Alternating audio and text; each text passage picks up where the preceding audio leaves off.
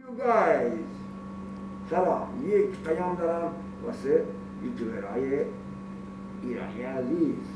پوریا پوتر، فرشاد سایلان، آریا کوکسر، علی گریزی، احمد رکسا، سعید والکوور، مهدی آیسی، پارسا لیپ و علی ایکس شات.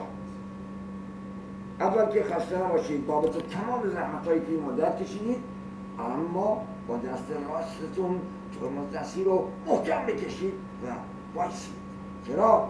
چون من اومدم با یک دنیا ایده و پر. اما یک خبر و یک مطلب واسه طرفدارایی که از حالا به بعد خواهیم داشت. تا به 100,000 سابسکرایب نرسیم، شما مرد یک چهره رو از پشت این ماسک خواهید دید و از 100,000 سابسکرایب به بالا من این ماسک رو برمیدارم و اون وقت شما میبینید که چه کسی بوده که برای شما یک دنیا ایده